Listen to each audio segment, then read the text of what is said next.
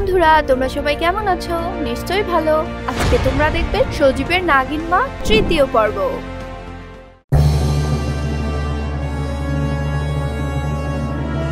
সজীব, তুমি আশায় আমি সত্যিই খুব আশাবাদী।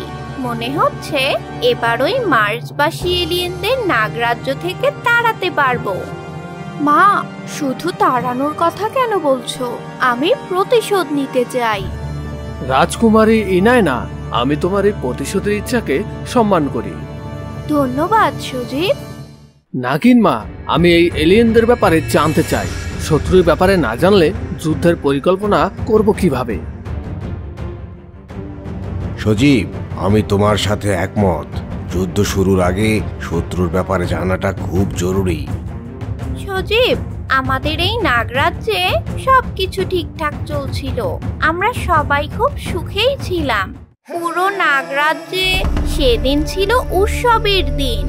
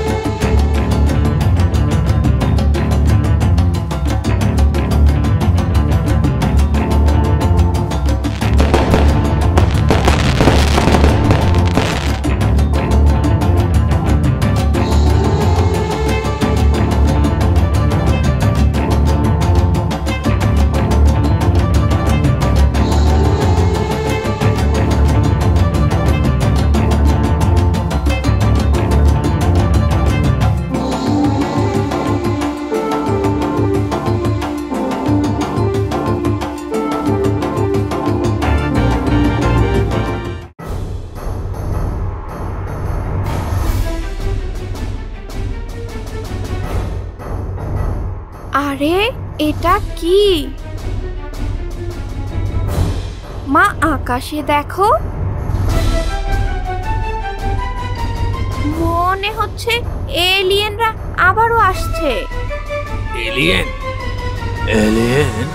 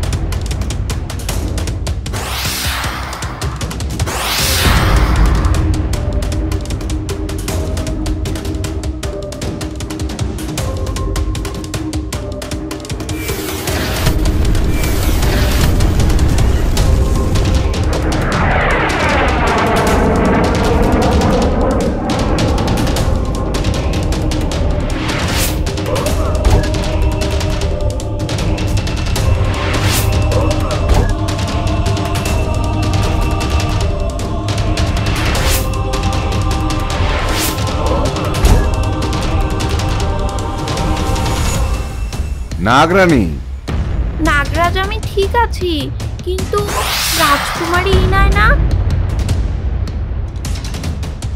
রাজকুমারী ইনায়না?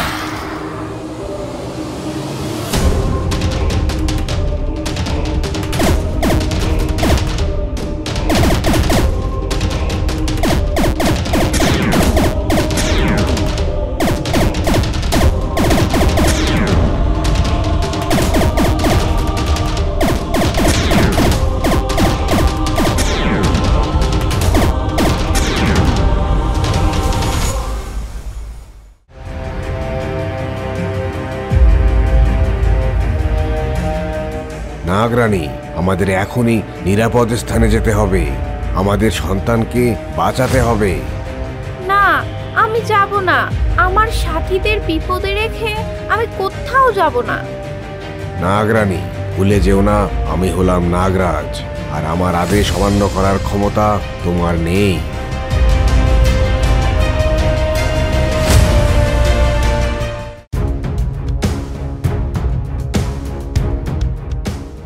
সজীব, এবারের এলিয়েনরা আগের থেকে অনেক বেশি উন্নত আর শক্তিশালী।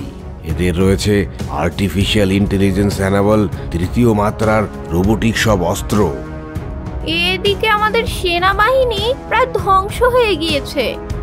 মা, তুমি এত দুশ্চিন্তা করো না। এবার তো দুশ্চিন্তা করবে ওই এলিয়েনরা, কারণ সুপারহিরো সজীব এসে গিয়েছে। এদিকে মার্সবাসী এলিয়েনরা নাগরাজ্যে তাদের বসতি স্থাপনের কাজ চালিয়ে যেতে লাগলো। সেই সাথে মালামাল পরিবহনের জন্য গড়ে তুলতে লাগলো অত্যাধুনিক যোগাযোগের ব্যবস্থা, আর তাতে নাগরাজ্যের প্রাকৃতিক পরিবেশের বিপর্যয় হতে লাগলো।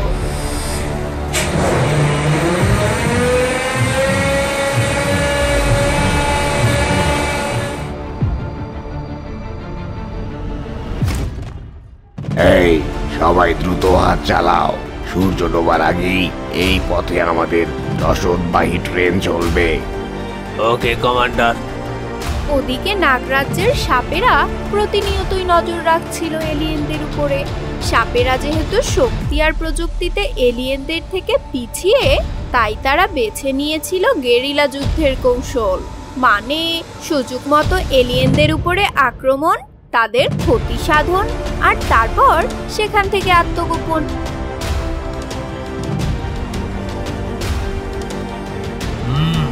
যাই, নাগরানীকে খবরটা এখনই দিতে হবে।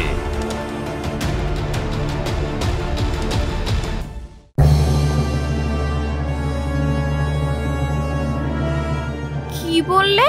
ওরা তাহলে আমাদের এলাকায় প্রবেশ করেছে? নাগরানী, আমি তো সেটাই দেখলাম। ইয়া বড় আর বিশাল বিশাল সব যন্ত্র নিয়ে তারা কি সব কাজ করছে। বলেছিল এই পথে তাদের রসদবাহী ট্রেন চলাচল করবে। এসব খবর শুনে সজীবের নাগিন মা তো বটেই, সাথে রাজকুমারী ইনায়না, নাগরাজ, এমনকি সজীব পর্যন্ত খুব চিন্তিত হয়ে পড়ল। সজীবের নাগিন মা তৎক্ষণাৎ তার নাগমণির শক্তি দিয়ে এলিয়েনদের গতিবিধি দেখতে চাইল।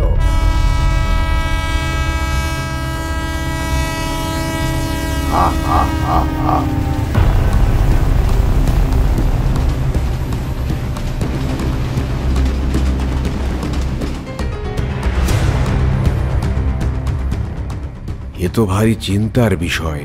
এইসব যান্ত্রিক গাড়ি আমাদের রাজ্যের স্বাভাবিক পরিবেশ নষ্ট করবে, জীববৈচিত্র্য ধ্বংস হয়ে যাবে, সাপেদের বেঁচে থাকাটা আরো দুর্বিষহ হয়ে পড়বে। এদিকে এই দৃশ্য দেখে রাজকুমারী ইনায়না ক্ষোভে যেন ফেটে পড়ল। সে তৎক্ষণাৎই এলিয়েনদের জবাব দিতে চাইল। মা, আমাকে অনুমতি দাও। আমি ওই মার্সবাসীদের সাথে এক্ষুনি যুদ্ধ করতে চাই। ওদেরকে তাড়িয়ে দিতে চাই এই নাগরাজ্য থেকে। রাজকুমারী ইনায়না, তুমি শান্ত হও। এরা খুবই উচ্চ বুদ্ধিমত্তার এলিয়েন। এদের সাথে লড়তে হবে একটু ভিন্নভাবে। নাগিন মা, আমার অনেক বিশ্রাম হয়েছে। এবার তাহলে এই এলিয়েনদের মুখোমুখি হওয়া যাক। সজীব, তাহলে সেটাই করো। সজীব, আমিও তোমার সাথে যেতে চাই। ঠিক আছে, চলে আসো। ধন্যবাদ সজীব। এরপরে রাজকুমারী ইনায়নাকে নিয়ে সজীব রওনা হলো মার্সবাসী এলিয়েনদের দিকে।